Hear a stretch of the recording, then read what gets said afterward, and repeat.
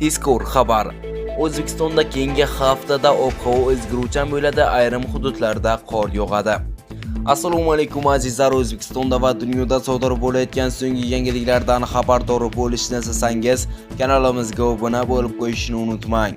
O'zbekiston hududida 25-yanvar 1-fevral kunlari havo asosan o'zgaruvchan bo'ladi, ko'p hududlarda yog'ingarchilik kutilmaydi. Qoraqalpog'iston Respublikasi va Xorazm viloyatida havo davom etadi, asosan quruq ob-havo saqlanadi. Faqat 26-28-yanvar Xorazmda, 27-28-yanvar kunlari ayrim joylarda qor yog'ishi mumkin. Ushbu kunlarda ba'zi hududlarda tuman tushishi, yo'llarda yaxmalak kuzatilishi ehtimoli bor. Shamol tezligi 7-12 metr/sekund bo'lib, harorat kechalari 6-11 daraja sovuq, kunduzi esa 3 daraja sovuqdan 5 daraja iliqqacha bo'ladi.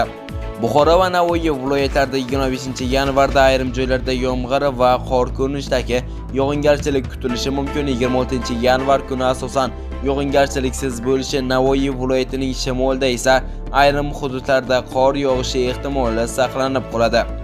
27-28-yanvar kunlari ba'zi joylarda qor yog'adi. 29-yanvar 1-fevral oralig'ida esa yog'ingarchilik kutilmaydi.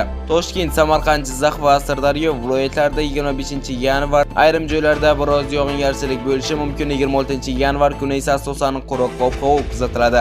27-28-yanvar kunlari ayrim hududlarda qor yog'adi. 29-yanvar 1-fevralda yog'ingarchilik kutilmaydi. Qashqadaryo va Surxondaryo viloyatlarida 25-yanvarda, shuningdek 27-28-yanvar kunlari ayrim joylarda yomg'ir va qor yog'ishi mumkin. 29-yanvar 1-fevral oralig'ida esa yog'ingarchilik kutilmaydi. Andijon, Namangan va Farg'ona viloyatlarida havo davom etadi, asosan quruq ob-havo kuzatiladi. Faqat 27-28-yanvar kunlari ayrim hududlarda qor yog'ishi ehtimoli bor. Tog'li hududlarda esa 25 va 27-28-yanvar kunlari qor yog'adi. 25-26-yanvar kunlari qor ko'chishi xavfi mavjud bo'lib, yo'llarda yaxmalak kuzatilishi mumkin. Sizga yetmoqchi bo'lgan ob-havo ma'lumotlarimiz mana shulardan iborat edi.